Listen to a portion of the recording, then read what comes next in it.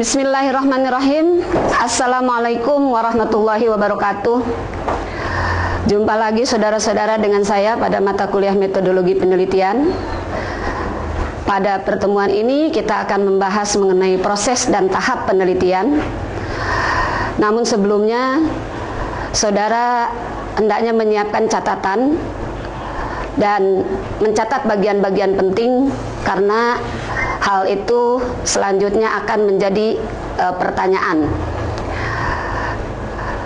Tujuan pembelajaran pada pertemuan ini adalah agar saudara memiliki kemampuan atau pemahaman mengenai proses dan tahap penelitian. Apabila saudara masih belum memahami secara utuh apa yang disampaikan pada kesempatan ini, mohon saudara terus mengulang-ulang sehingga diperoleh pemahaman yang utuh. Proses penelitian seperti yang sering kita dengar, penelitian adalah aplikasi metode ilmiah. Saya yakin saudara sangat memahami metode ilmiah karena hal ini dipelajari sejak SMA. Sekali lagi, kegiatan penelitian adalah aplikasi metode ilmiah. Karena aplikasi metode ilmiah, ada 5 tahapan di dalam metode ilmiah, yaitu ada masalah, pasti pertama dimulai dengan masalah. Yang kedua, ada proses teoritik. Yang ketiga, ada proses empiris. Yang keempat, ada uji hipotesis. Dan kelima adalah penarikan kesimpulan. Saudara, sebelum ada metode ilmiah, ada 2 model mencari kebenaran, yaitu cara berpikir deduktif dan cara berpikir induktif. Kedua model berpikir ini digabung disebut metode reflektif. Nah, metode reflektif inilah yang disebut metode ilmiah. Karena penelitian adalah aplikasi daripada metode ilmiah, maka pertama kita harus mencari dan menentukan masalah. Masalah itu apa? Nanti kita akan bahas lebih lanjut. Ya. Kemudian di mana proses berpikir deduktifnya? Nah, kita lihat di sini ada proses teoritik. Proses teoritik ini akan melahirkan deduksi, logika. Ya. Dalam istilah umum yang sering kita jumpai, yang sering kita dengar, proses teoritik ini tidak lain adalah penelusuran literatur atau kerangka teori. Nah, ini proses deduktifnya.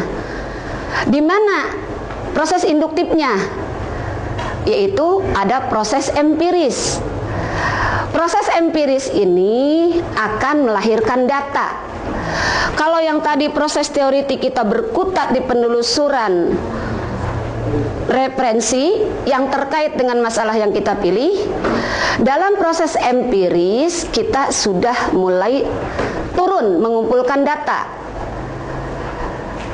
Nah, kemudian data tersebut perlu diuji, yaitu uji hipotesis. Karena tadi proses teoritik melahirkan hipotesis, namanya yang disebut hipotesis itu adalah dugaan atau jawaban sementara. Namanya jawaban sementara belum tentu benar. Karena itu harus diuji.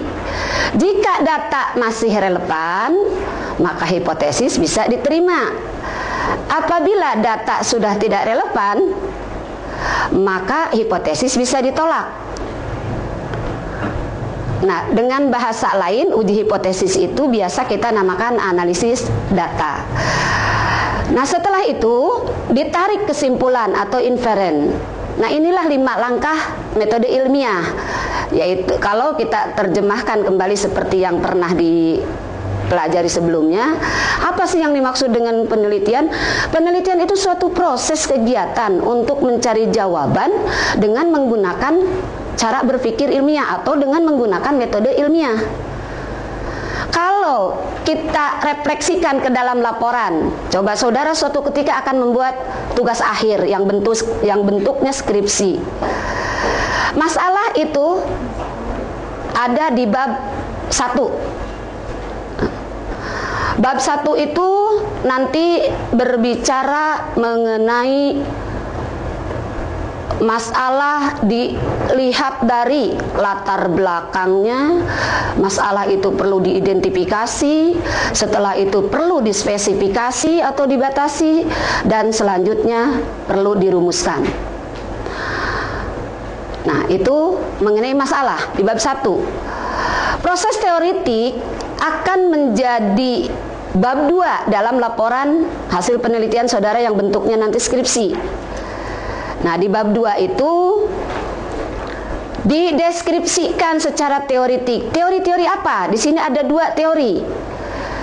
Pertama adalah teori yang memang sudah teruji kebenarannya. Teori tidak perlu banyak.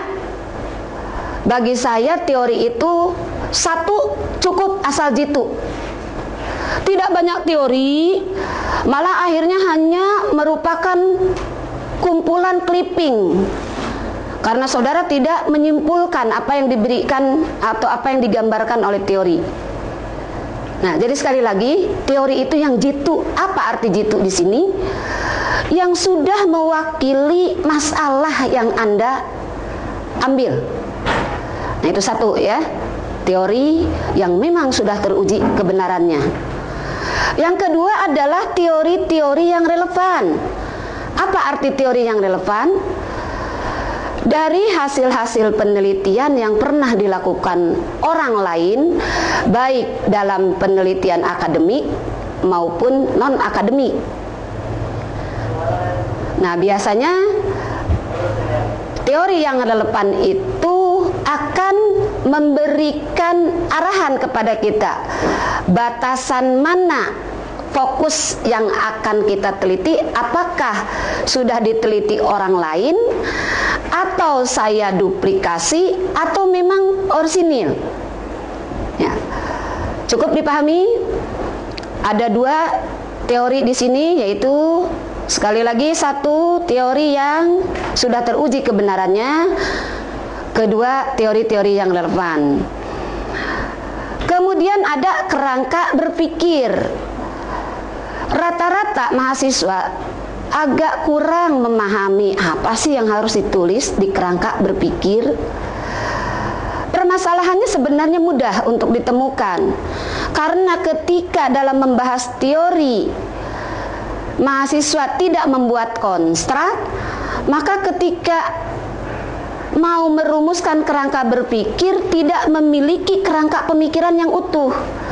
Nah, isi kerangka berpikir adalah sebenarnya kerangka pemikiran si peneliti secara utuh terhadap masalah. Apalagi di dalamnya?